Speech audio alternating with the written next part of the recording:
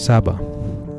Ancient seafarers called it the land below the wind for its location south of the typhoon belt. Sabah, once a gift from the Sultan of Brunei to the Sultan of Sulu, whose Tausug warriors helped him quell a civil war, the subject of a long-standing claim by the Sultan's heirs that has been backburnered by governments for its potential to disrupt regional cooperation. The daring standoff staged in Sabah recently by Tausug men from the Sultanate of Sulu and the subsequent violence that claimed the lives of at least 75 people have raised again questions about the Sabah claim, its historical basis, compensation, sovereignty, and many other issues. But first, what and where is Sabah? Sabah is the 13th and easternmost state of Malaysia since it became a member of the Federation of Malaya in 1963. Its old name is North Borneo, the landmass west of Tawi-Tawi and south of Palawan. Almost the size of Mindanao, Sabah is the second largest state of Malaysia. Its capital, Kota Kinabalu, formerly Sultan, only became a city in year 2000. The population of Sabah is about 3.2 million, of which almost 28% are non-Malaysians, including 800,000 Filipinos. Nature has been generous to this northern outcrop of the island of Borneo. Its 76,115 square kilometer area is richly endowed with natural resources. Jungles and river valleys covered with dense rainforests in the mountainous western part. Low mountains, rich plains, and river systems in the eastern and central area. About 900 miles of coastline bordering the West Philippine Sea in the west and north, the Sulu Sea in the northeast, and the Celebes Sea in the east. Sabah's gross domestic production is $278 billion, higher than the Philippines' GDP of $224 billion. It pumps almost 1 million barrels of oil per day, valued at about $75 million. Besides petroleum, Sabah has fertile soil for agriculture, with vast palm oil plantations, extensive forests that produce timber and other forest products, mineral reserves, and scenic mountains and coastal areas with excellent tourism potential. In the 1970s, Sabah was the second richest state in Malaysia, next to the Selangor-Kuala Lumpur area. But now some sectors consider Sabah as the poorest state, with a GDP growth of 2.4%. How did Sabah, a gift to the Sultan of Sulu, Philippines, end up being a part of Malaysia? Wikipedia summarized Sabah's history in a few entries. In the 16th century, Sabah or North Borneo was part of the Sultanate of Brunei. In 1658, when the Brunei Sultanate gave it away as a gift, it became part of the Sulu Sultanate. In 1882, it was ceded or leased to the British North Borneo Company. From 1942 to 1945, that is during World War II, it was occupied by the Japanese. In 1946, it became part of the British Crown Colony, after its post-war government was administered by the British Military Administration. On August 31, 1963, it attained self-government. And on September 16, 1963, North Borneo as Sabah was united with Malaya, Sarawak, and Singapore to form the Independent Federation of Malaysia. The real events that spanned almost 4 centuries, of course, were not as simple and clear-cut as this timeline. There have been questions about the fairness of contracts and treaties signed. Following the paper trail will help us piece the story and understand the issue that is Sabah and the role of individuals and governments in the regional controversy that spans 360 years. In the mid-1600s, the Sultanates of Sulu and Maguindanao were independent thanks to a treaty brokered by the Spaniards in 1640. Against this backdrop, the Sultan of Brunei in 1658 ceded the northern and eastern part of Borneo Island to the Sultan of Sulu after the latter helped him quell a rebellion in the Sultanate of Brunei. Consequently, Tausugs from Sulu went to live in that part of Borneo. As an ethnic group, they are called Suluks. In 1761, Alexander Dalrymple, an officer of the British East India Company, concluded an agreement with the Sultan of Sulu to allow him to set up a trading post in the region. From Dalrymple, the rights to North Borneo were transferred several times, until Alfred Dent got hold of them.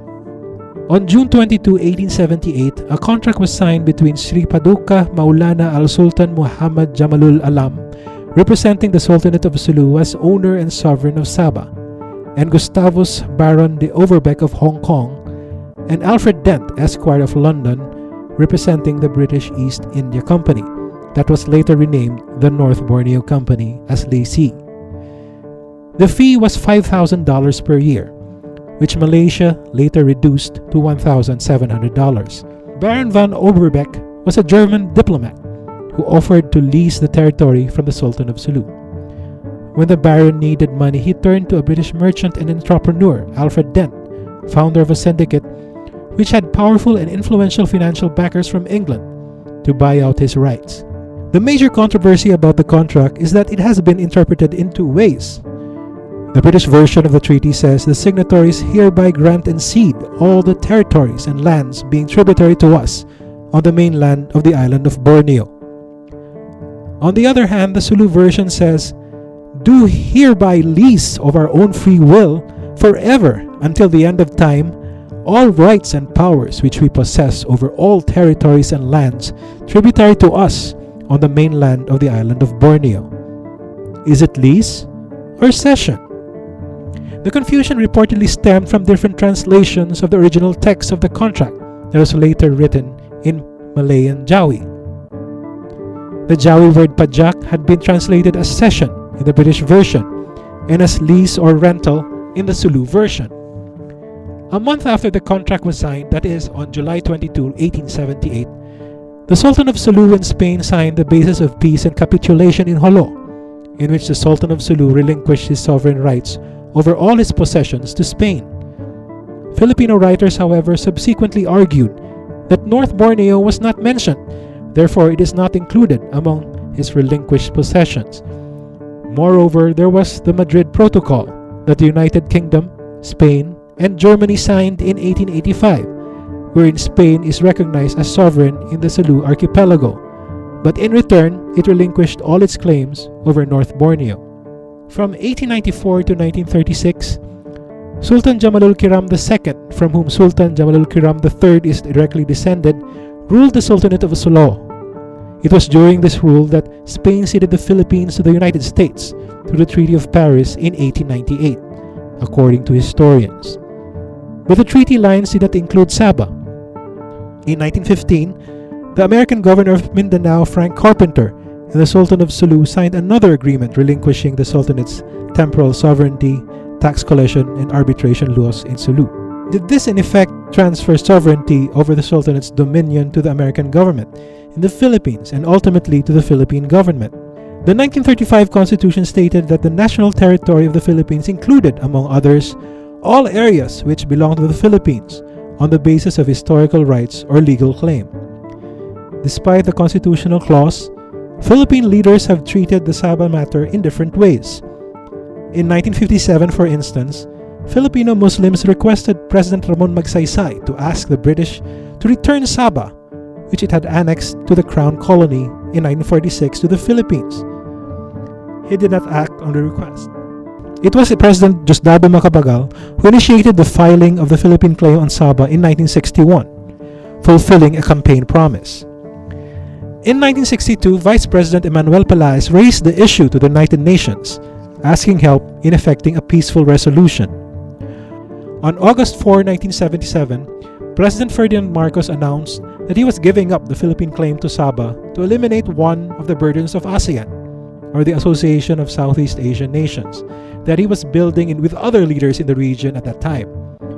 But the accord was not signed because Malaysia wanted this to be contained in amendments to the Philippine Constitution. In 1987, President Corazon Aquino suggested that personal claimants to Sabah organize themselves and arrive at a common position. The heirs reportedly met with President Aquino in Malacanang, except Jamalul Kiram II, who dissented. President Gloria Macapagal-Arroyo helped the heirs of the Sultan of Sulu in their long-standing push to increase the $1,700 lease that Malaysia pays each year. She relayed the heirs' request to the Malaysian government to increase the lease in 2001 and again in 2008. On August 20, 2008, President Arroyo issued the guidelines on matters pertaining to North Borneo, which states that all official activity related to Sabah should be cleared with the Department of Foreign Affairs. On March 10, 2009, she signed Republic Act 9522. The act amends Republic Act 5446, which removes mention of Sabah or North Borneo in the law on the archipelagic baselines of the Philippines. Exhibiting a parallel sentiment, the Philippine Supreme Court on July 16, 2011 upheld the baseline law, noting that the Philippine claim over Sabah is retained and can be pursued.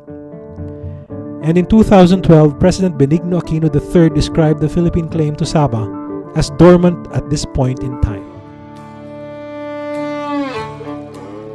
But what moved the Sultanate of Sulu to make their daring move? On October 15, 2012, the current Aquino administration signed a framework agreement on the Bangsamoro with the Moro Islamic Liberation Front, or MILF. The peace agreement is being brokered by Malaysia.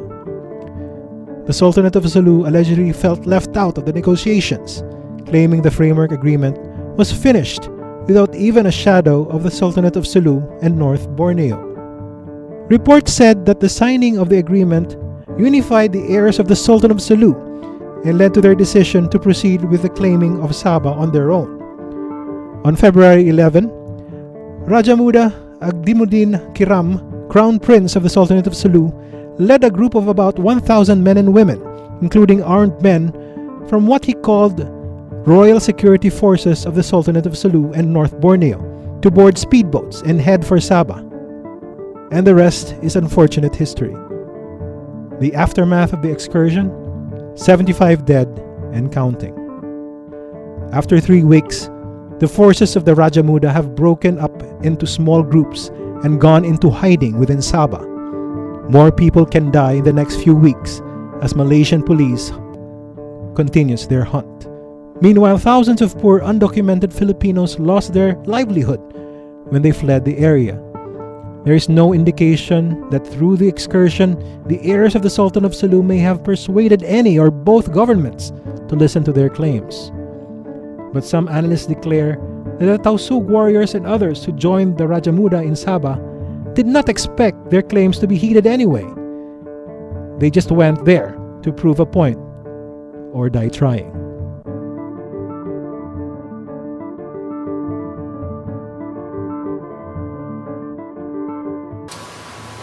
Welcome to the AIJC NowPlanet Roundtable discussion.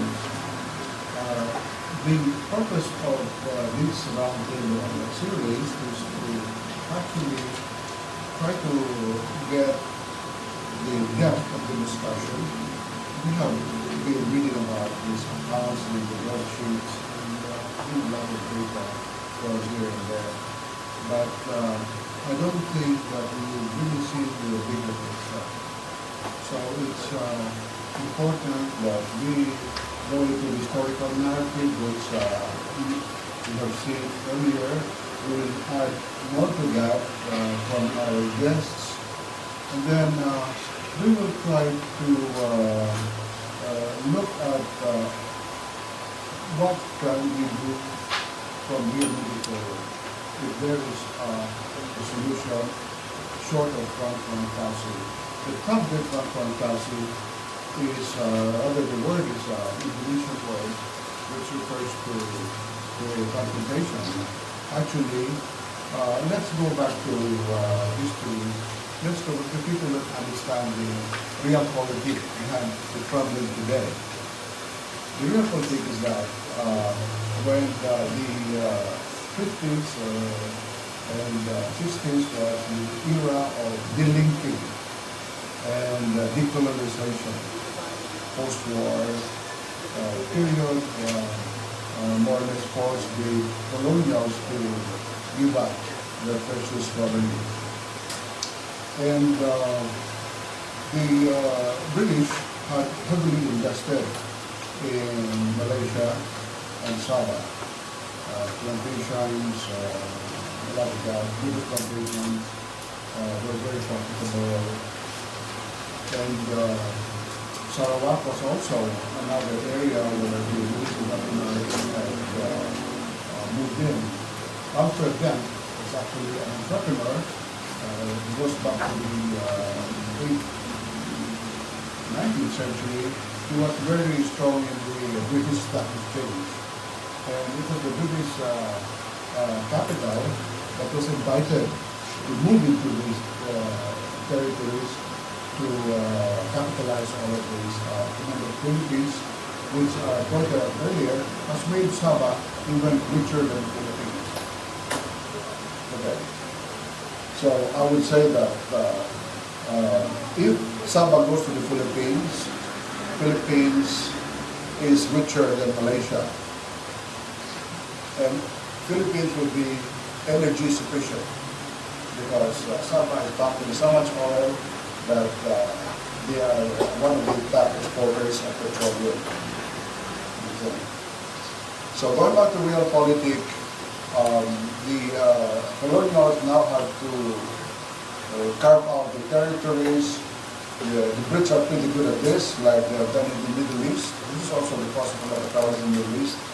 But here in Asia, the Americans and the British were very interested in containing the communist advance in this area.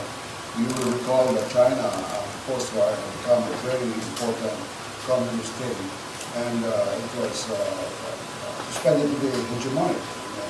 They moved into Vietnam and all these areas. So there was a need to contain the movement, and that was really the genesis for the ASEAN. So the partition that was going on before the ASEAN was a prelude to the ASEAN and a prelude to the effort of the powers that be to contain the ASEAN. Just like the EEC was an effort to contain communism in Western Europe. Okay. So we're now looking at these territories. One territory, Sabah, which is under the de facto British sovereignty, which is closer to Tawi-Tawi than Tawi-Tawi is to Zamboanga. It's only about 3 hours by boat. So it was clearly a part of the Sulu Caliphate's property.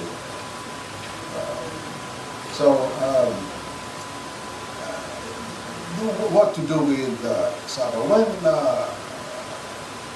Sarawak was annexed, the Indonesians waged war with Malaysia. That's the counter-attack. But they were not willing to give up Sarawak. If you look at the map, Borneo is clearly closer to Indonesia and the Philippines than it is to Dalrymple, mainland Asia. So there was confrontation. And ironically, it was the Philippines that was the peacemaker. In the 1960s, when the war broke out between Indonesia and Malaysia, President Macapagal-Arroyo, his able fortune to not only saw the potential of Sabah, but they also saw the potential of Pan-Malaya. 2 years from now, we will have an Asian economic community. So the dream of Pan-Malaysia was clear in the minds and hearts of Macapagal and the Dalrymple. So that was the Manila Accord, which we will ask our guests to expand about later on, since we are Ambassador Baha. So the idea was, let us put all of these claims in the back burner. Stop the war between Indonesia and Malaysia. The claim on Sarawak, Philippine claim on Sabah, put it in the back burner and see whether we can create a pan-Malayan community for all Malaysian brothers, which is the dream of ASEAN. So that kind of explains this cut up of these territories. In the case of the British, they cannot give up their plantations in Sabah and Sarawak, which was heavily capitalized by London. And they could not allow the mainland Malaysia, Johor and all because it was not viable as an economic unit. So they had to consolidate all of the British resources under one nation, which they call Federation of Malaysia. So quickly the Philippines reacted and made this claim. It will be explained to us by Dr. Ramon.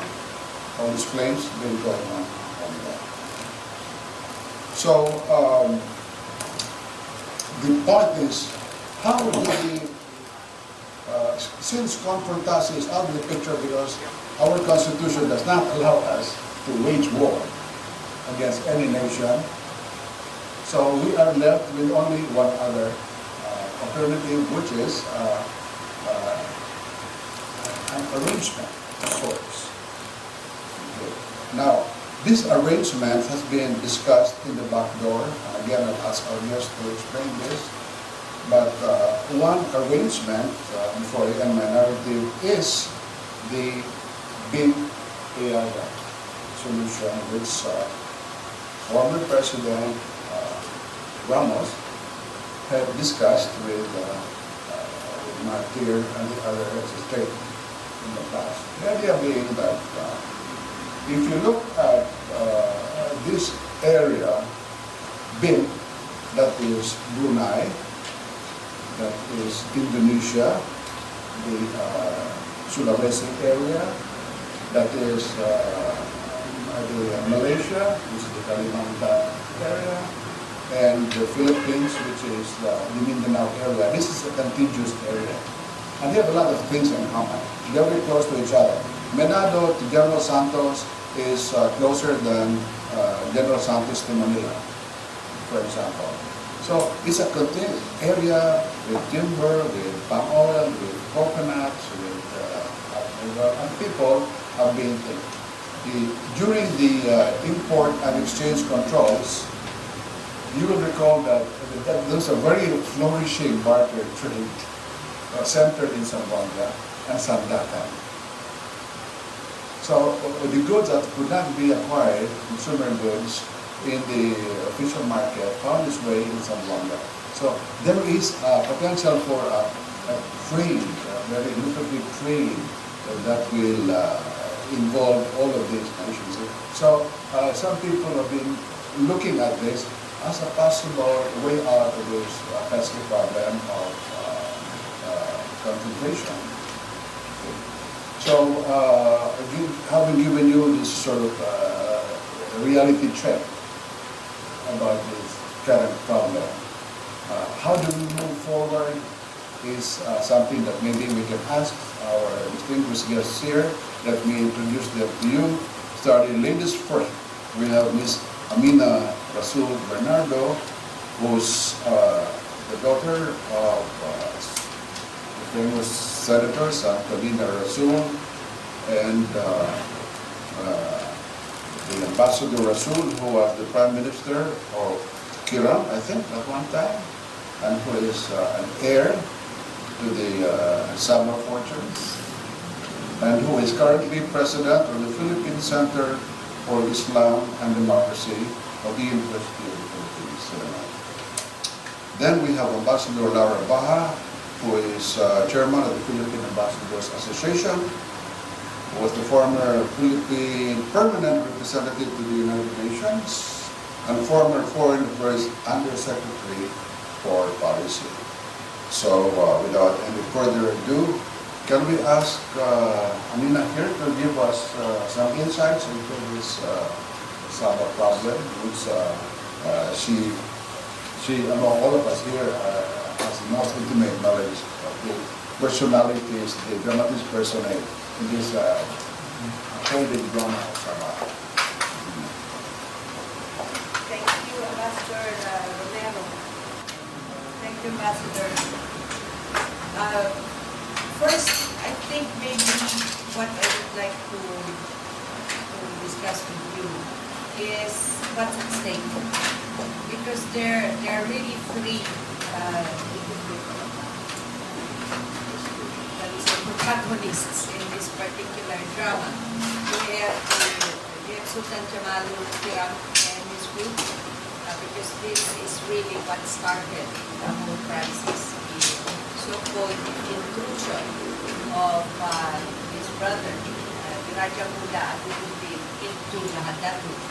Then there is the Philippines and there is Malaysia. So what is at stake here? For Sultan Jamalul Kiram and his family, the lives of his people clearly are at stake.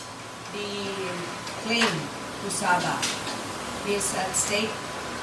And you're also talking about personally his own stake as a sultan, because as not too many of us know, there are many claimants to the throne. Just a little detour here. The last sultan of Sulu, who was commonly acknowledged, publicly acknowledged as sultan, was Sultan Kiram. His father, Sultan Ismail Kiram, was the sultan who gave the authorization to President Macapagal to pursue the claim. So when Sultan Ismail died, his son, Mahakuta, became sultan. Why Mahakuta? He was not the original crown prince. The original crown prince was the father of Sultan Jamalul. But Sultan Jamalul's father, Tunjungan, left Sulu to reside in Sabah. This was when martial law was coming in already. And Sultan Ismail, therefore, changed the crown prince from Tunjungan to his own son, Mahakuta. So when Ismail passed away, Mahakuta became sultan. Now, until that time, we have always had one sultan of Sulu. We are not like Lanao, for instance, where there is a paramount sultan because there are so many sultans of smaller kingdoms. The Sulu Sultanate has always been one, controlling what is now Sulu, Tawi-Tawi, Basilan. And at certain points, the domain even extended all the way to the Visayas. There are historical footnotes that say Lapu-Lapu owed allegiance to the Sultanate of Sulu, and parts of Mindanao. Manila as well owed allegiance to the Sultanate of Sulu. That is how powerful the Sultanate of Sulu was. Today, however, because there was an interregnum, when Mahakuta died, his own crown prince was too young. He was in grade school. So there was an interregnum, and at that point, Sultan Jamalul III came in and claimed the throne. But since there was no unanimity among all of the Kirams, you now have so many claimants. Mahakuta's crown prince, Medzulail, has a few years ago, since he's now of age, decided to claim the throne. And as did his uncle, whose picture you showed in the PowerPoint presentation, Fuad also claimed the throne. Sultan Jamalul Kiram, of course, was the first to claim the throne. And then his brother, Ismail, who is now part, again, of his group, has also claimed the throne. So at my last count, there must be maybe more than a dozen who are claiming the throne. But not all of the claimants are legitimate claimants. At this point, there is this, I think, a need for all of these claimants to come together and unite, do something that can help resolve this as a continuing standoff in Sabah, and perhaps with one voice, really advise government on what needs to be done with regards to the claim. So that's the Sultanate. That's Jamalul of the Sultanate. I interrupt because in 2008, President Gloria Macapagal wanted to bring together the claimants because they were asking for an increase in the compensation. And so GMA said, okay, I will talk to the other side if the family gets together and agree. For some reason, that never happened. Could you tell us what was the reason for the lack of consensus among the family? Was it the amount of money? Was it the my understanding is during Mrs. Arroyo's term, Yes. she did not really bring together all of the heirs, not in the same way that President Aquino and President Fidel V. Ramos did. During the time of President Aquino, she requested Ambassador Rasul, who was at the time Prime Minister of Macapagal-Arroyo. Ambassador Rasul was also Prime Minister of Ismail. So he was in the midst of the discussions about providing authority to the Philippine government to pursue the claim. And the attempts of Ambassador Rasul and Senator Santanina Rasul was to really go down to Sulu and bring together all heirs. Now, originally, if you're talking about the proprietary claimants, there were 9 families identified. At that time, the mid-80s na, many of the principal heirs had died. So you had to find their descendants. The group that finally met with in Malacanang, and the meeting was chaired by then Secretary Manglapus. The group that met was big because you did not have the original 9. There was a growing consensus that they would speak with one voice. They had some tentative agreement about the form, whether they were going to do it corporate style or foundation style, so that all voices would be represented, that they would all have votes. This was the growing model. Unfortunately, at the end of the discussions, there were some disagreements with Sultan Jamalul. So the consensus was not finalized because at that point, we were informed that Malaysia was willing to have discussions about the proprietary rights, about the claim, but only if all the heirs would have one common position. And since Sultan Jamalul's family are descendants of one of the 9 heirs, then you would have 8 groups coming together, but one does not follow the consensus, so it didn't seem to work. So during the time of President Ramos, the attempt again to bring together all the heirs continued. Now, let me just interrupt very quick what you're Ambassador about. What intrigues me is, well, one very significant point is this. It looks like all the presidents were really cognizant of the claims of the family and made an effort to bring them together and see whether they can, presumably, intercede on behalf of the families within later thing. So it's rather strange that the current president doesn't seem to have generated the same interest as the other presidents before that. Number 2, I remember that I was still in high school in the UK. My father was chief of mission when this Rolls Royce would drive into the embassy, and then the fellow who looked like a dealer's model with a valise would deliver an envelope to my father, which represented the rent for Sabah, which was received by businessmen. I don't know whether we delivered the thing. So there was really this, again, recognition on the part of the UK at the time that there was such a lease program. Now, if it was a lease, obviously the money was very small. I think like 5,000 pounds or whatever it is, or even less. And if it was a purchase, it's even less. It's even more ridiculous. It was a purchase for 76,000 square miles of land. That was ridiculous. So my question then is, why did not the family between, that is in the 50s, up to this time, really negotiate with the Malaysian government for an increase in the conversation. Why this hiatus? Why this thing from that time to this time?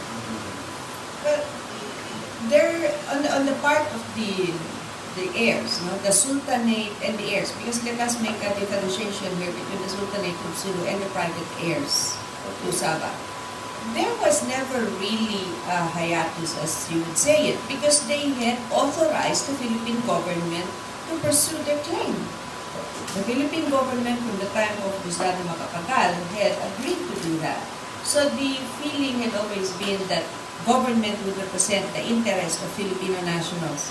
And let me take the case of Spratlys, for instance. As I describe it, here you have a little rock called Spratlys, and we are spending, all amounts of effort and power to strengthen our claim as Spratlys. But here we have this huge mountain of Sabah, and we're not really looking into that.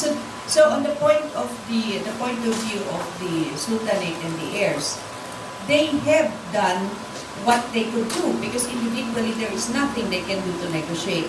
The Philippine government should be the one negotiating. Now, having said that, let us take a look at the stake. What is at stake here for the Philippines and what's at stake for Malaysia? The Philippines, you have the peace process with the Moro Islamic Liberation Front.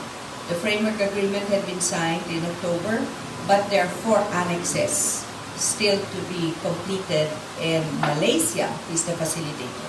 So at this point, everybody's tiptoeing around Sabah because you do not want to break the momentum and destroy this possibility of having a final peace agreement with the Moro Islamic Liberation Front.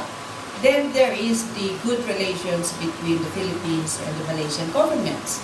They also want to preserve that, especially since we do have the Brunei, Indonesia, Malaysia, Philippines, East Asia growth area. You want to protect that. Then, Philippines also has at stake its reputations here during the elections. There have been negative fallout already with regards to what's going on in Lahad Datu, with regards to some of the candidates running for national office. So you've got this on the Philippine side. On the Malaysian side, the principal driving force, the way we see it now, is the election. The ruling party, UMNO, there's a coalition, there's the Barisan Nasional. The discussions that have reached us from Malaysia is that UMNO had been losing popularity, had been losing seats over the last 5 years. And what's happening in Sabah could make them lose more seats. If that happens, Sabah could be the breaking point. And after more than 40 years of rule, UMNO could lose Putrajaya.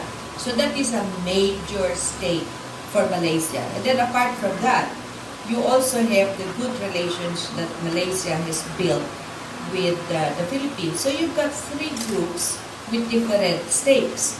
What is not being focused on by all the stakeholders is a bigger stake here. And we were looking at the regional security dimension. Well, at this point, maybe I know the ambassador is training at the leash because he was policy advisor of the foreign affairs in the time of President Ramon. And I think he has some intimate knowledge about this issue, which I hope you can share with us, Ambassador. Thank you, Ambassador Romero, and thank you, Amina, for a very incisive background there on Sabah. The way I look at the issue is in the same manner as a mosquito in a nudist colony. You know what you want, but you don't know where to begin. When I joined the department in 1962, Sabah was one of the hottest issue, and we have a North Borneo office then. North Borneo being the more accepted terminology. And I remember that we had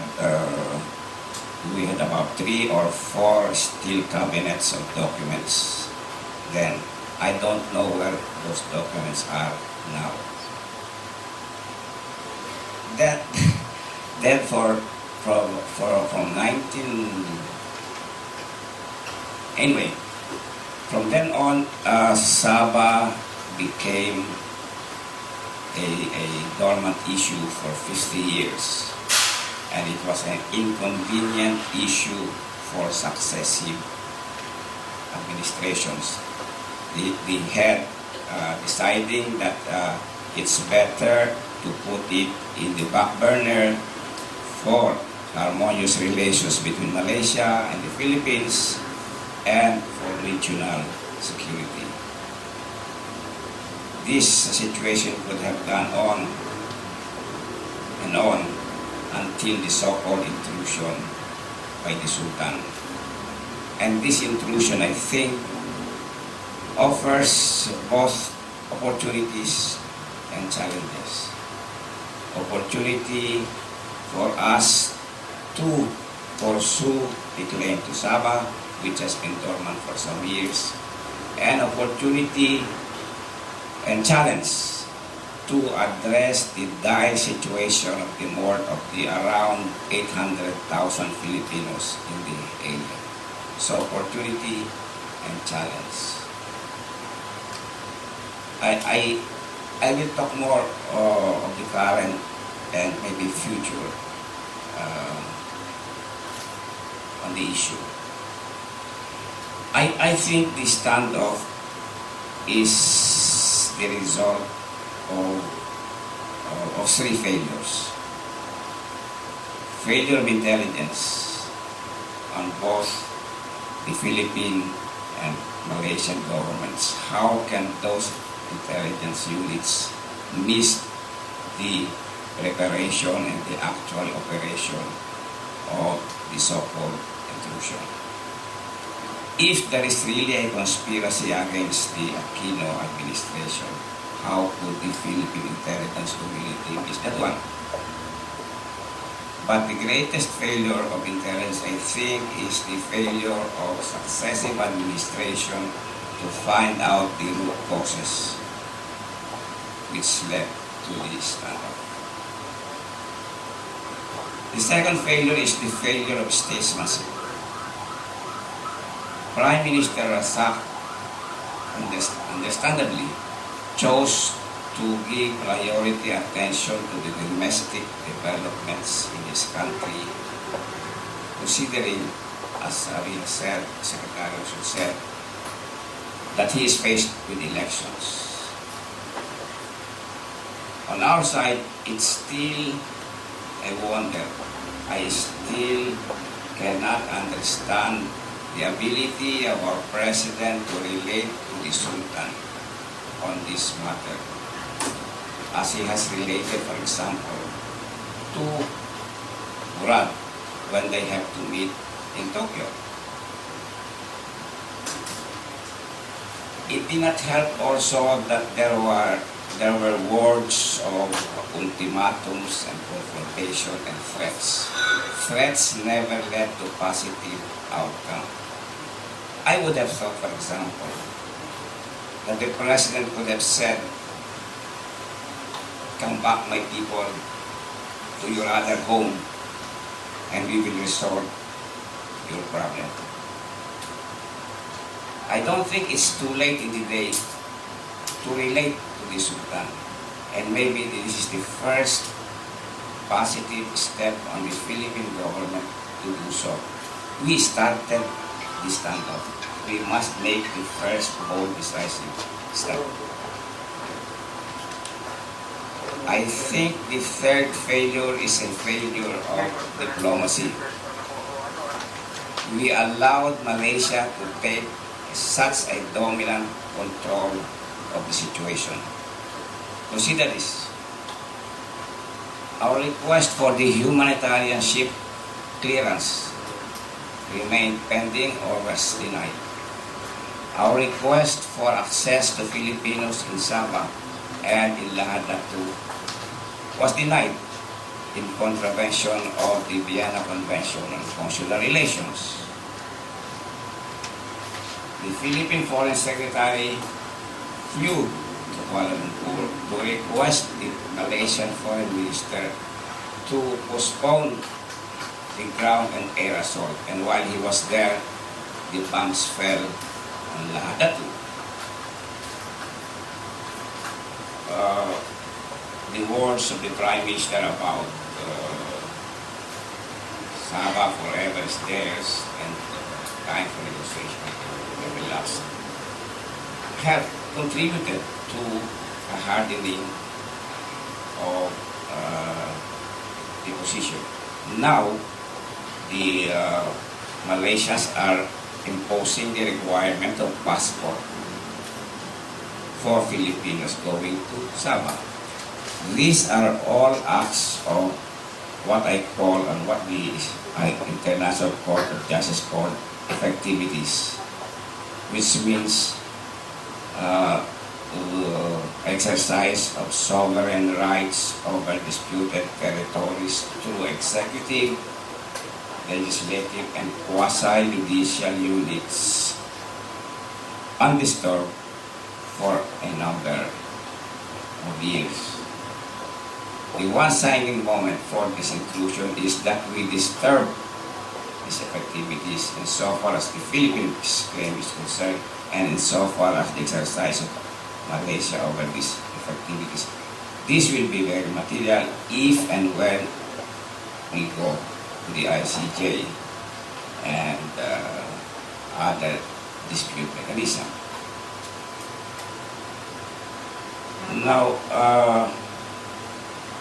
where or what really is our foreign policy on Sabah? To consign it to the back burner is no policy. It's an illusion. It's a mirage. I think the onus now is on the Philippine government to define the policy, that is, maybe to pursue the claim, not maybe, to pursue the claim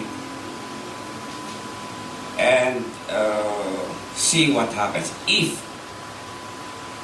we do lose in the dispute mechanism. At least through diplomacy, through statesmanship, we may gain some strategic space in the process, if not over Sabah, then over other matters.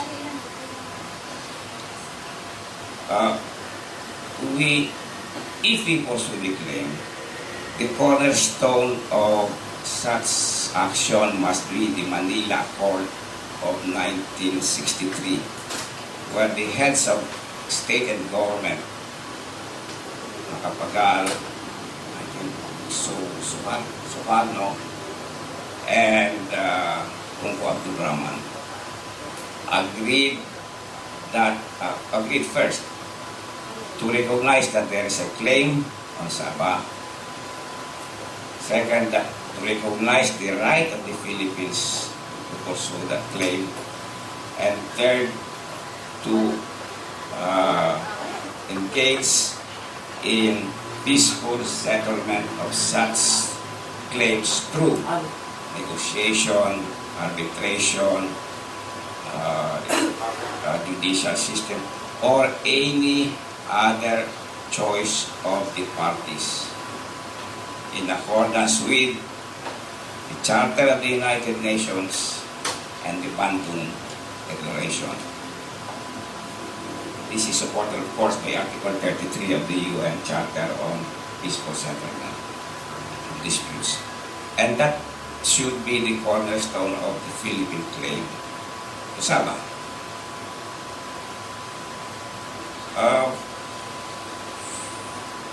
The President has come out with a statement to study, after study by the DOJ, DFA, and other units, to give it to a committee of experts Is in the United Nations here, if you want to kill an idea, then give it to a committee.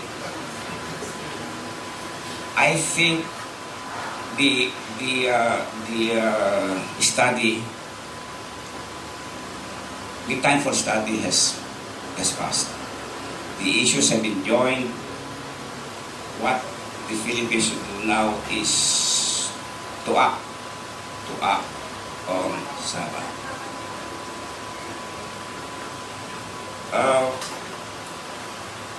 There are, and this will take time.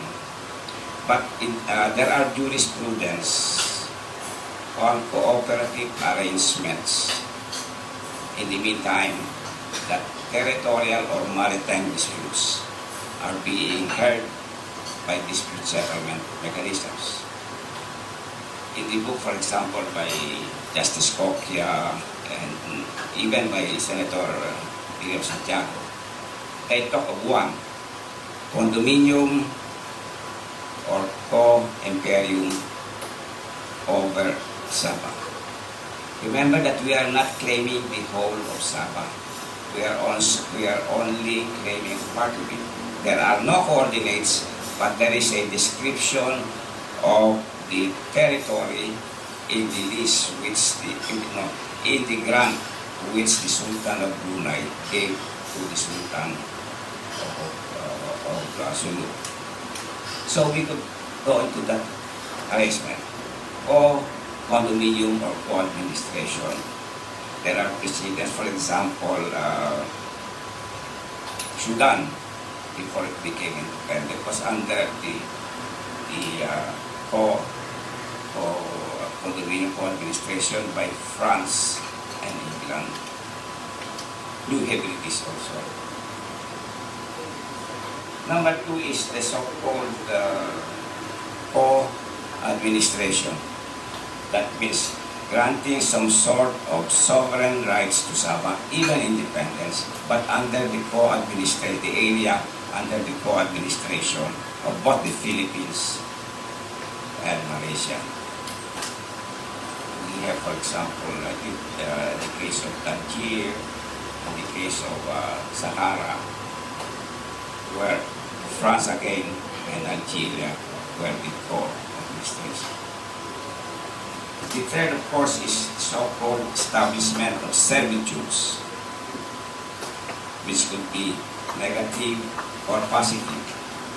Negative in the sense that the Serbian state is prohibited from doing certain acts, and positive in the sense that the Serbian states are given authority to establish something.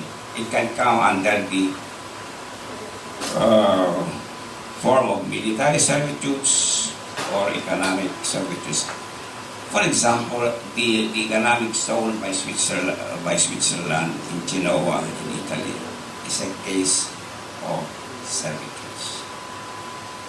But clearer to home is the Bimpiyaga, which Ambassador Moreno has expounded. The area was formally established in 1964, and as Ambassador Romero said, it is made up of course Brunei, then Sarawak, Maluku, Papua New Guinea or Indonesia, then Sabah, and of course the Federated State of Labuan, Malaysia, and the whole of Mindanao and Palawan, Philippines. Let me just elaborate on this particular issue, because this is an issue that's already on the agenda. Instead of moving back, we are moving forward for the rest of this term. And what is surrealistic is that we are talking about territories, the ASC agreement, the Asian Economic Community Agreement, says that there will be a free flow of capital, a free flow of labor, a free flow of products among the member countries of the ASEAN. So under this rubric or setup, cannot, going back to your big Yaga, cannot, as proposed, I think, by President Ebrard in the past, create a development foundation. Because at the end of the day, it's not really sovereignty, it's not really the private, it is the well-being of the people in the area, the household specifically. The Sabahans are getting $5,000 income per capita. The Philippines is only getting $2,000 income per capita. While Sabah is getting richer and richer, the people on the side of the Sultanate is getting poorer and poorer. So a win-win situation that has been proposed is that there would be a development foundation to develop the townshomes in both areas. In the Sultanate and in Sabah, where about 1 million townshomes reside, to increase the levels of productivity, income, and employment through this development foundation, whose beneficial owners will be the Kiram family and the heirs. So that's on the agenda. I don't know whether this is acceptable to the heirs or the government or the parties concerned. Anything is before Well, on Bibiyaga, it has the advantage of one contiguous territory, close ties among the people, freedom from the constraints of the national government, who most of them are occupied with bigger national issues. And I think that Bibiyaga concept must be resuscitated because during the rosier days of the Bibiyaga, Australia has manifested its interest from Darwin and Earth to participate. But lately, there are signs of the Bibiyaga moving again. I read, for example, 3 or 4 days ago, that the Chamber of Commerce of Davao and of Bitung in Indonesia have agreed on a RoRo concept of communication and transport of facility of goods and services. So that must be pursued. The Bibiyaga is I see in what even Prime Minister Mahathir's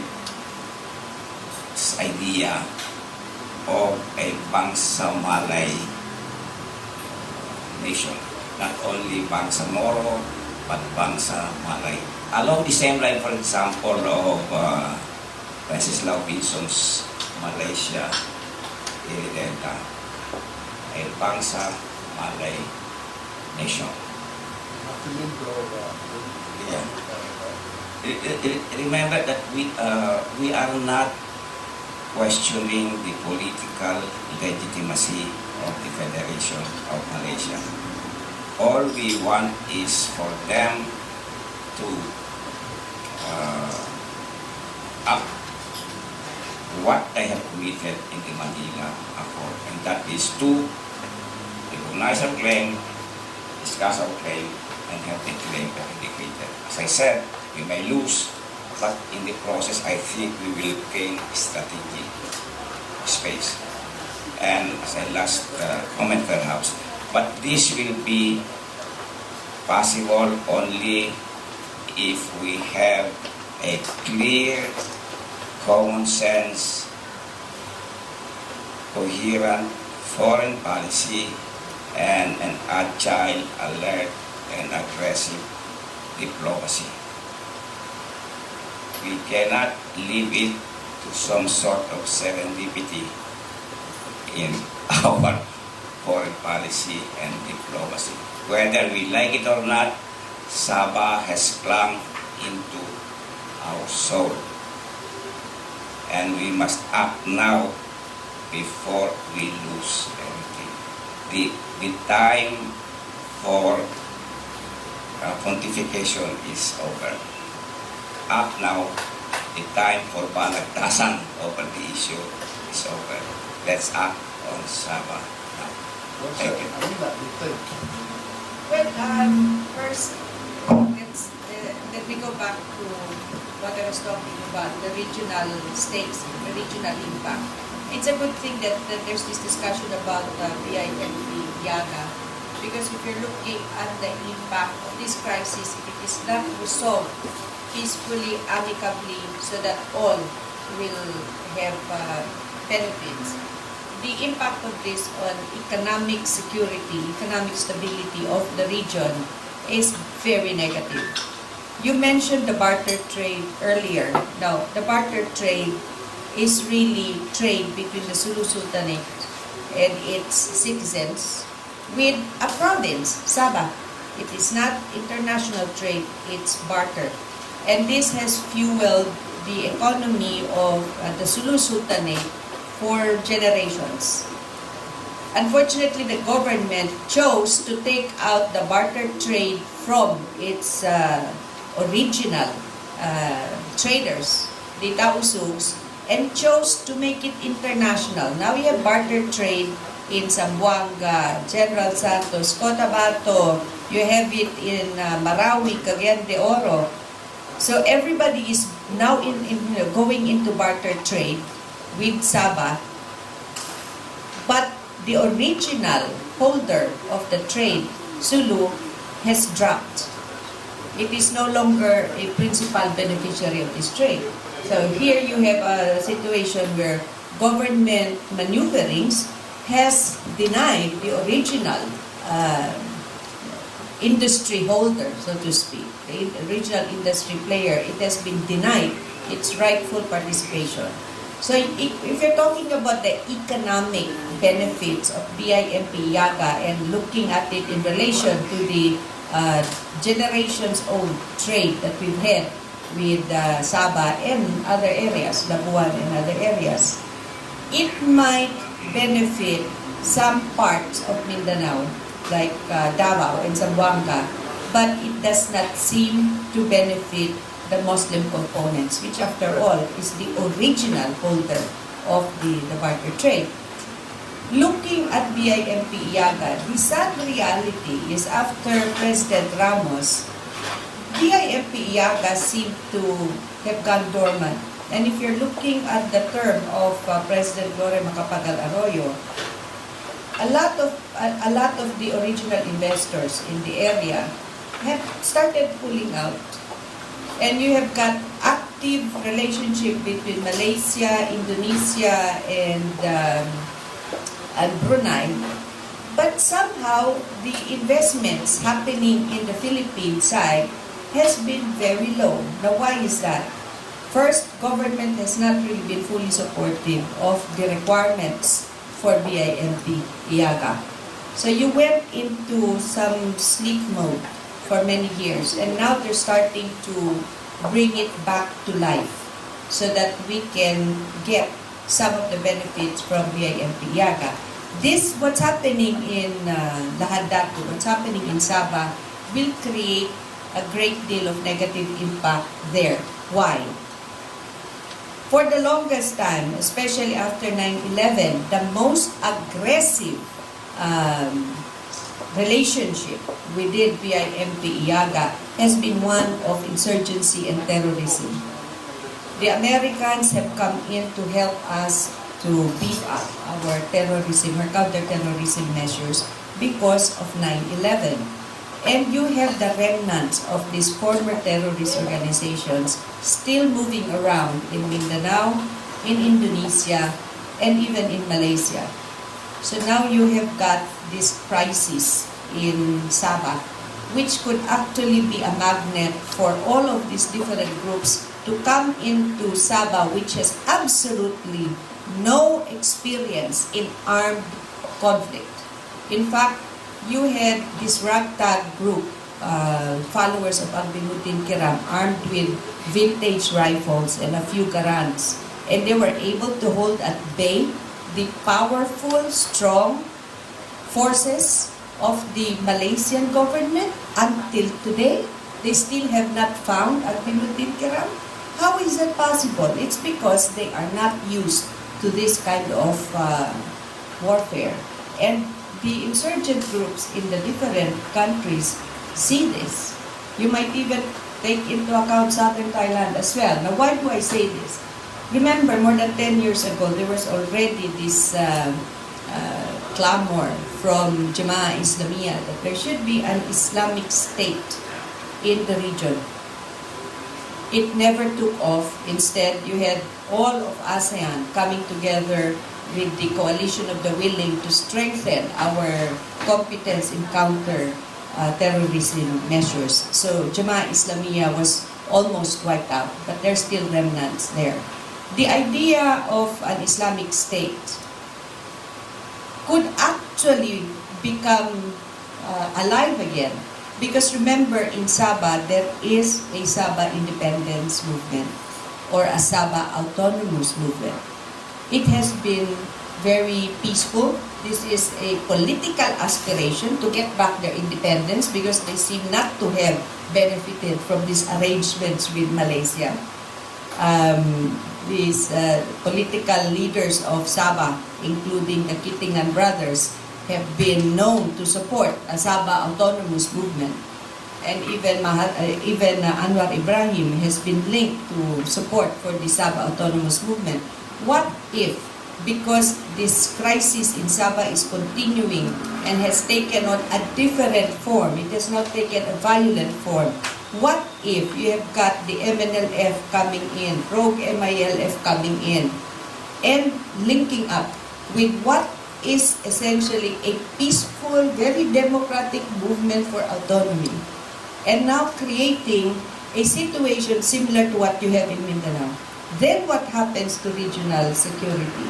And I would suggest that clearly the Philippine government has to have a very clear policy on Sabah, not just because of our sovereign claim and our proprietary claim, but because if you do not address this issue, then the impact on a bigger stake on the regional security of ASEAN is going to be very negative. And I was going to ask our two ambassadors, why is it that ASEAN has not taken a definite position to help resolve this situation?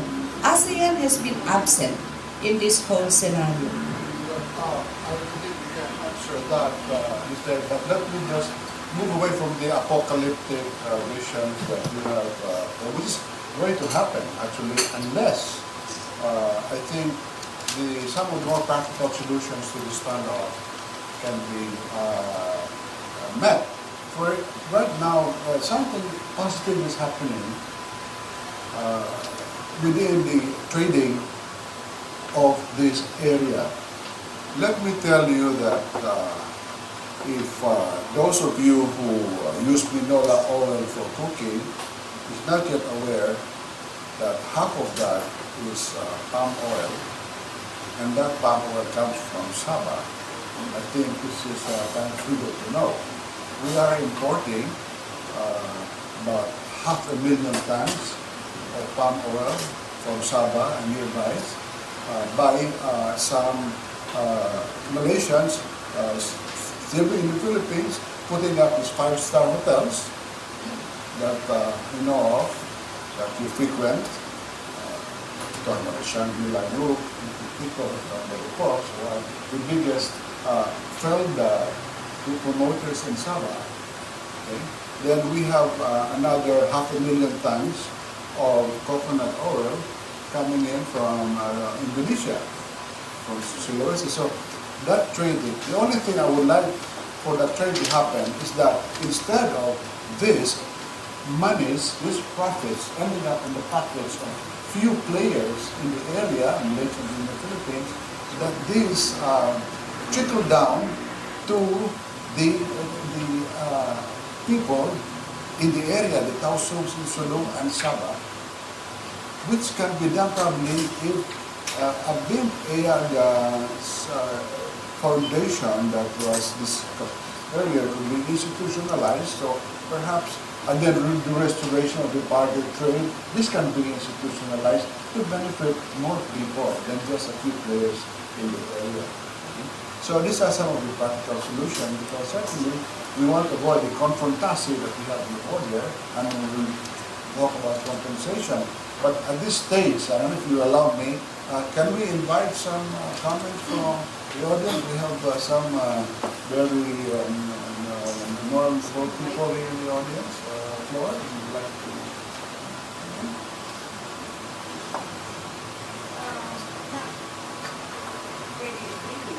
It's one of the most more interesting battles that I've heard of this year. And I think, well, as you know, in the I was one of those. One of the majority said that we're not giving up on summer, but we will not resolve the issue now, but we leave it to the future generation to study and come with an approach, strategy. So this was one of the issues where we did not just vote, we all, many of us gave our own thoughts about the future. So I'm very interested in your approach, especially, well, recognizing the problem from the regional perspective, and that we go back to Manila Core for one, and see how we can stake our claim, not fully. We don't want a win-lose situation, but we're trying to develop it's a win-win situation. So the concepts of cooperative exploitation, cooperative ownership, I think this is the way of the future. Whether it's settling of West Philippine Sea or any other territorial dispute, the time is now. But I agree with Amir, we must get ASEAN to be more involved. This is not just a question of the big countries involved, but the entire Pacific, because there will be more territorial disputes in the region, and we need a framework. I think what has been lacking is a proactive framework. We're being always reacting to crisis one after another. So when do we stop just reacting without any strategy? That's the reason why we are where we are now. So I think too that we must explore a way of expanding Build EAGA to ensure that the benefits also are put down to the Muslim community. These are some of the things, how planning can be developed, can be, a planning approach can be developed in such a way that everybody benefits. So I think these are some of what I'm hearing, and it's reinforcing my own perception of a cooperative, collaborative approach to territorial disputes and other kind of peacemaking strategies. It's not bilateral now, and maybe we should stop going to the UN, but to ASEAN, and but we come up with a very, very coherent and concrete approach. That I think, as I agree with Ambassador Baha, it's not the time. There are enough studies. The time is to act right now. Right now, even immediately, maybe after election, if we have to wait, if we're all busy, but the president should act now. Sense of urgency. I agree with you, Gloria. It's a difficult challenge, but it can be done. You must remember that the borders in Western Europe were changed in 2 world wars, but somehow they managed to get together and form this prosperous community now. So I think we could do the same thing. Buster, I'd like to comment on that.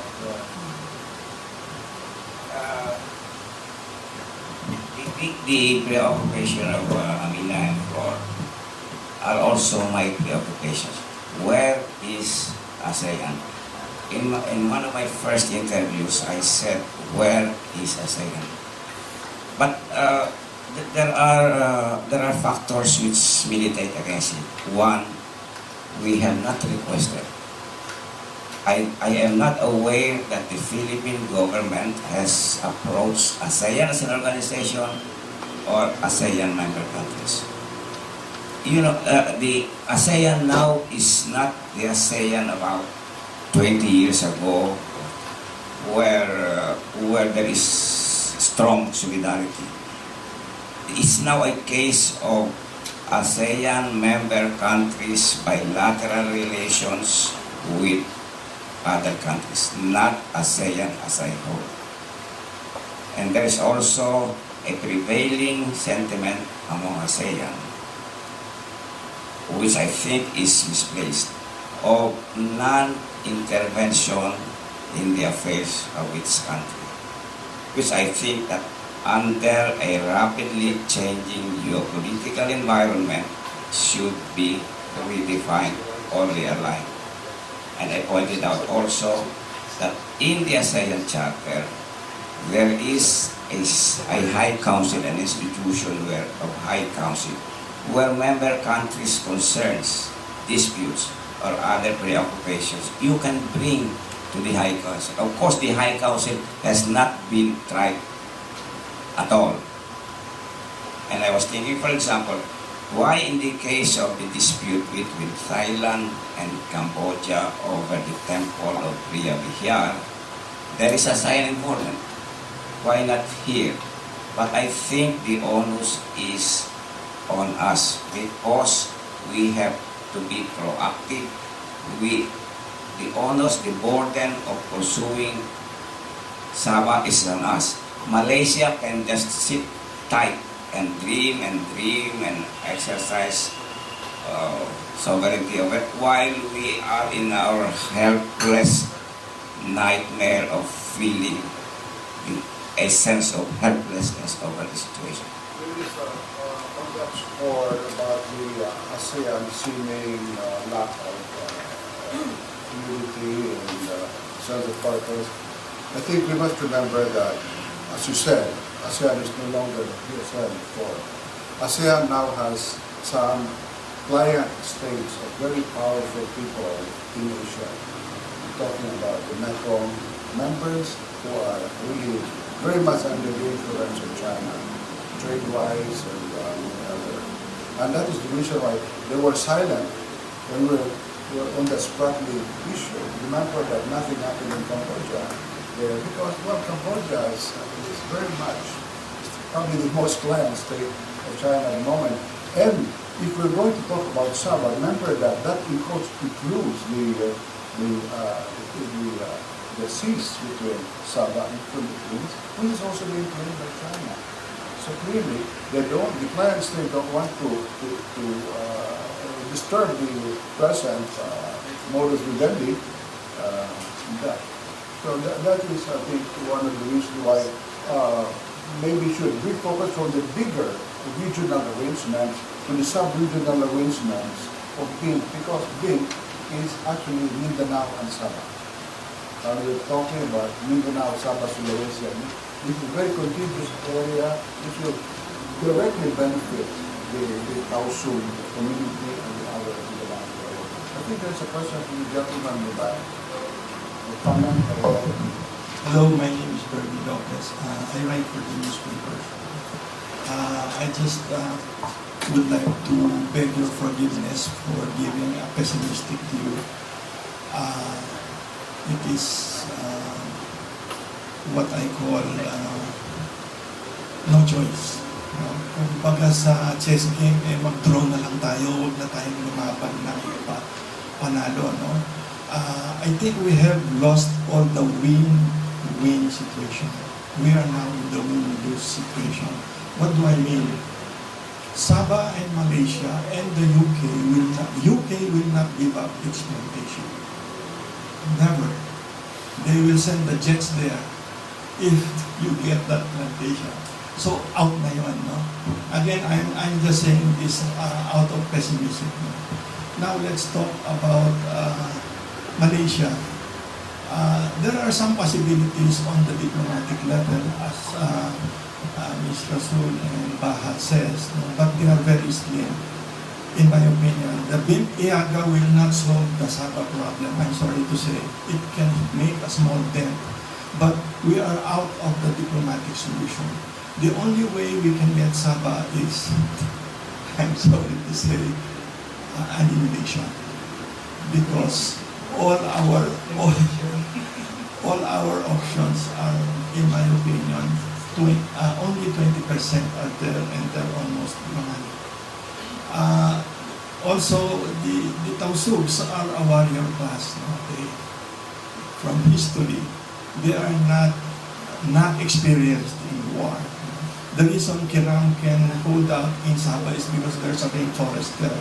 It is the same way MINLF, MNLF, and NPA can survive through the decades in our place. They will not die in Malaysia for a while because these rebels are really magaling ang tauso. So, what are our choices? In my opinion, we should continue these diplomatic advances, but we should not be so optimistic about them. If I might suggest a very dangerous situation, it is really to get an alliance with somebody who will extract the oil of Sabah to fund whatever we want to get out of there. And it may be, this is very difficult to say, you have to fund the arms of the people there. And you can get that from the oil multinationals, maybe from the other companies who are, because it's the oil. So the plantations will not go. The oil will not go. Malaysia will not give up the oil, no matter what you say. Even if you go to the courts, they will just laugh at us and say, so what? It's ours. Gusto mo mag-away na lang tayo. Ganun ang tingin ko sa Malaysia. And all these things na sinasabi natin, good relations, there is no good relations. Binugbog sarado nila yung, in spite of our appeal, binugbog sarado nila yung mga sila Kiram. That's bad, you know. And we were just sitting here and saying good relations. No, there's no good relations. So let's have a reality check. That's all I'm saying. Sorry. For me, just important because since it was suggested you have to amend the Constitution. Because we have Gloria here who wants because we were the ones who were promoting this line. Secondly, you know that the oil of Sabah is owned by Shell. So Shell is also owners of Macapagal-Arroyo might really want to provide arms for how we can restore the operation in Malaysia. These are some of the complications in the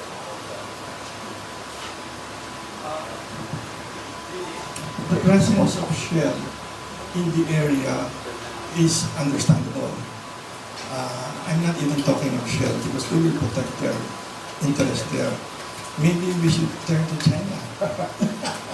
Very dangerous suggestion. But, you know, if we really want Sabah, that's the only way. That we have to help the Tausugs. Because the Tausugs are the real owners. So what I'm suggesting is really is maybe something that is very hard to do because it means waging war. And we should consider other options only on the side. The BIM-IAGA, these diplomatic solutions, they're okay. We should pursue them. Kasi meron na yung effect international pressure. Pero still, bottom line, sorry. Yes, Ambassador. Previously, when I was asked, can we ever claim Sabah physically? I said the only way you can claim is to wage a war and win it. Otherwise, no. But there are other ways of getting something out of pursuing it. And that is what I always say, some strategic space. Space meaning not so much the physical space, but other interests, other national interests of the Philippines. One way is the cooperative arrangements which we have been doing. Second is don't view or look beyond Sabah as a legal dispute. We must align and reconfigure our policy to the reality of the ground, the changing geopolitical environment, and the socio-cultural composition of the parties involved. Go commercial, which is one avenue which is uncontroversial because it doesn't involve disputes over territory or maritime zones, and in which governments, whether it's Malaysia, Philippines, China, are always involved. I remember reading one column, I think in the Philippines, by Benigno Pascual, that there are now groups in the Philippines, some groups are even identified with the present administration, of commercial interests in Sabah. I don't know if Secretary Rasul is receptive to it, or there may be other issues. But being hopeless, being helpless is not also, and being pessimistic is not also an option. We must do something. Even if we fail, we must do something. Maybe we could swap arms with Sabah. Yes, as independent. Well, we had our one shot at invading and getting Sabah back, and that was during the administration of former President Marcos. And at that time, we were the country in the region. Unfortunately, nabuking nga. So nothing happened out of that. Instead, we had the massacre, the Jamalul massacre. But clearly, military adventurism is out of the question.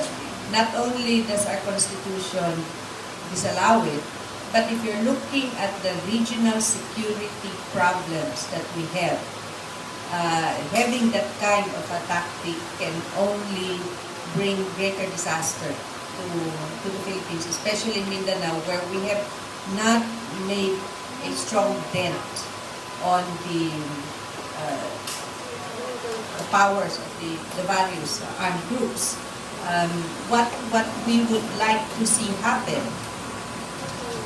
BIMP IAGA, although ideally should be providing benefits to the Muslim communities in Mindanao, we would like to see that idea actually become reality. Because over the past 15 years, all the benefits of BIMP IAGA has not really gone to the Muslim communities, especially Sulu. The beneficiaries have been Davao, Zamboanga City, Cagayan de Oro, General Santos. Why? Because they have the capacity to enter into the business transactions. Muslim Mindanao does not. It's the poorest of the poor. It's the least served. It has no fiscal resources. It has no infrastructures. So how can a strong BIMP economic strategy ever help Muslim Mindanao when government has not really provided for the infrastructure needed so that it could benefit from investment strategies in BIMP IAGA? Kaya, I mean, there are many things that we have to be taking a look at, but at this point in time, we need a diplomatic resolution of the ongoing crisis, because at this point in time, that's not yet happening. We put kumukulo ang kettle, we just put a lid on it kasi may election dito at may election doon. But sooner or later, the heat is going to be so much that it might cause the kettle to explode. So paminsan-minsan, you've got to open the lid and check what's happening inside the pot. So how do we now go into that? I haven't seen yet the strategy of our government. Certainly, I have not seen the strategy from the Malaysian side. And what I'm saying is, we have got to focus their attention on the regional disaster that could happen if they don't have a strategy to open the lid and let the steam out. The idea of regionalism is really, I think, we also suffer from the problem that governments now, state governments, are looking at a bigger picture. Now, the dream of the ASEAN Economic Community is supposed to be realized the year after next. It's really to create region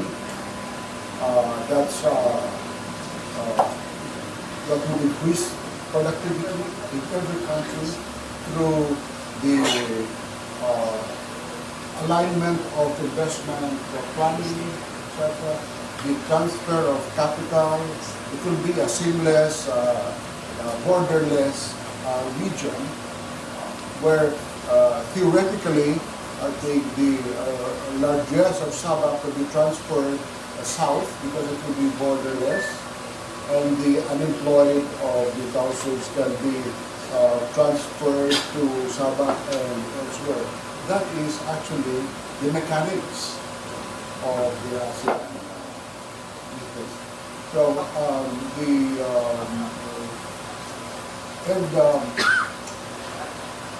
it's too bad that we have this sort of smaller problem within the bigger scenario. Okay? So I think the solution can be found somewhere in that concept of the thing. A question very relevant is asked by Amina. What can we do now, so far as the standard is concerned? My take is for the President to make a bold, decisive step. Dialogue, call the Sultan. Even text him. But there must be a contact, a relation between the Sultan and the President. Maybe it can come after respective elections. Second, in the talks maybe from both the Sultan and the President and Rasa, there could be a mutual agreement on ceasefire. Remember, it's only the Sultan's royal army or the Sultan himself which declared a unilateral ceasefire. The Malaysians never accepted. Maybe after the respective domestic concerns, they will be more receptive. And then all these concerns about claim, about proprietary sovereignty, but this standoff must cease because our Filipinos there are suffering. There is no duty more sacred and more noble for a leader than to protect and promote the lives and rights and properties of his own people. That should be the concern of the national leadership. It's time to motivate, it's time to instigate, it's time to inspire. And we must make the first bold, decisive step because we are the ones who initiated this whole thing in the first place. Which I think, as I said, may be some silver linings in this standoff because we disturbed Malaysia and Sabah. We are now poised to address the dire straits of our people in that area.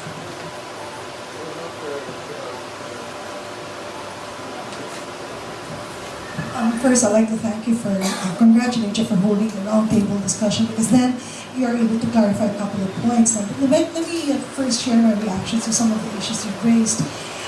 One, I agree with Ambassador Ba. I guess that the President needs to be very cautious of his statements, and need has been rather irresponsible because it's a beautiful soundbite. It's a wonderful soundbite.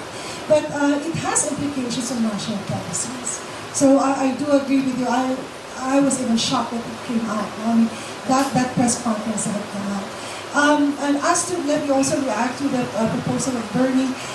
Definitely, I guess we have to rule out the military aggression in the area, because the reality also is, in terms of military might, we don't have it. The AFP can tell you that. We have, that's true, I mean, for a long time. While we have our battle-ready or battle-tested men and women, but I don't think in terms of equipment, we don't have it. And I don't think that is the right solution. Then you would compromise again the regional security here. I would like to be educated on a couple of points, sir. Through the EVP, as what you mentioned, there have been, over the various administrations, there have been talks or discussions on the Sabah issue. Has there really been no policy, foreign policy, or really statement on the Sabah? Why was it not pursued? Does it mean to say that after one administration is over, that policy has been put on the back burner, and then you will have another revision of another policy? Is there no continuum?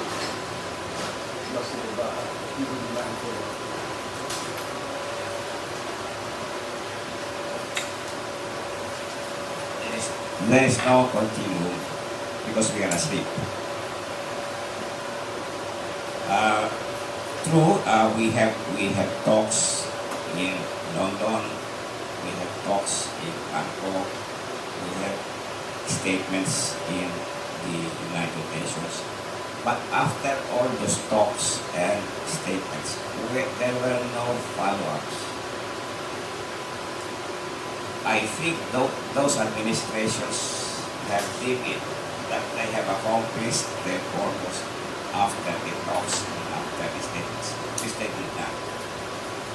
You know, the Malaysians are not that hard on going to a dispute settlement. For example, in the London talks, they were talking about some sort of political arrangements.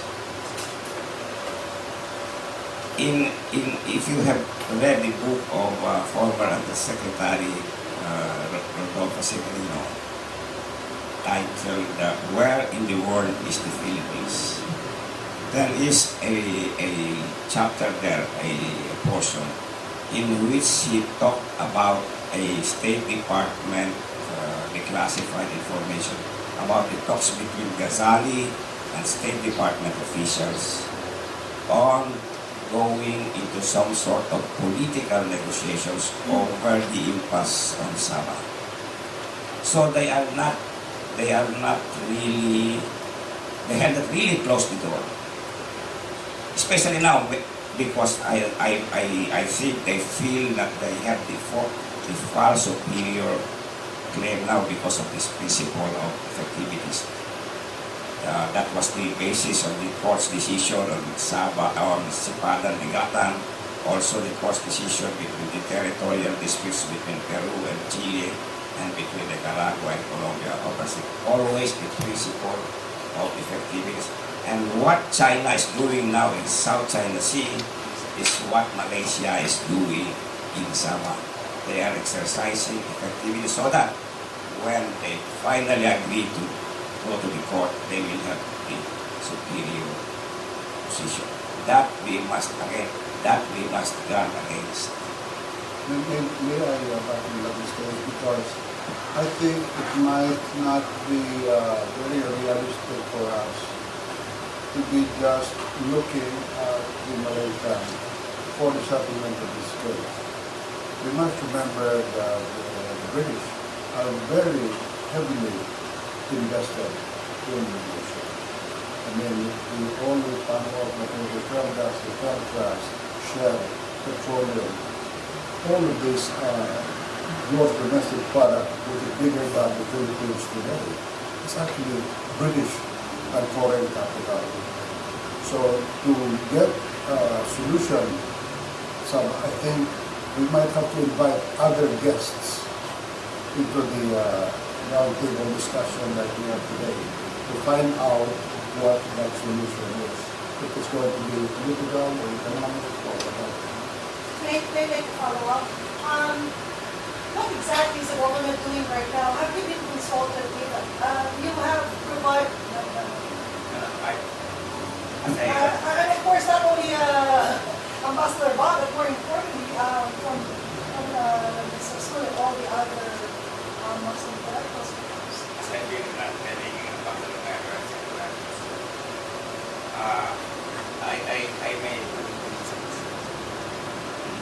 I may be personal gathered now to the DFA and to Malacanang because of some of the views are heretical views.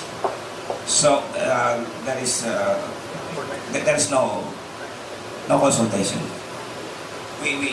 We managed to air our views lately on Sabah, previously on this West Philippine Sea. But it's all, that's as far as we go. It's a case of giving what we believe. It's a case of giving what are the options on a particular issue, and it's on a take it or leave it basis.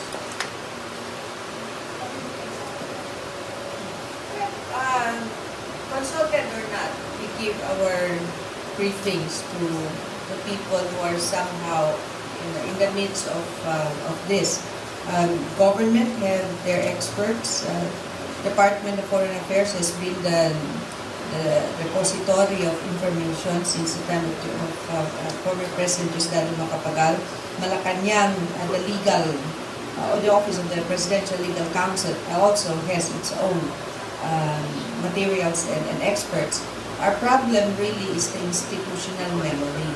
And maybe when they're talking about studying it, what they really should be doing is to find the institutional memory inside Malacanang, DFA, Department of National Defense, even the Department of Justice, and bring these people together because they already know every step of the way what has been happening. If you can manage to do that, then you shorten the process in putting together a strategy and a policy that the government can actually use. Now, having said that, let me also say that this administration has inherited the action, the back burner action that had been the decision of the former president because she put at the top of her agenda the peace process with the MILF. So you are now scrambling to get back on top of the Sabah situation because at the end of the day, what you inherited vis-a-vis Sabah was a policy of not attending to the claim. The other thing I might just add is that, foreign policy is an extension of domestic policy. And if it's going to be domestic policy, there should be participatory discussions like we're having today. We all have a state, we should not participate. It's not just the work of some people in that building there in North Boulevard. I think we should have a more participatory foreign policy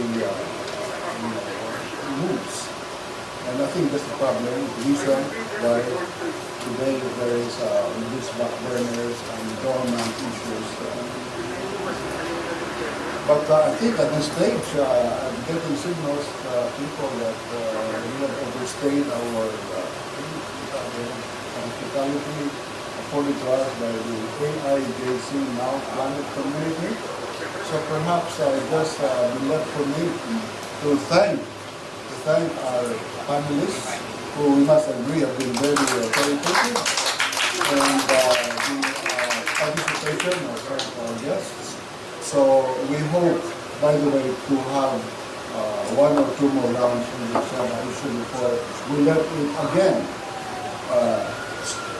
go into suspended animation. Thank you.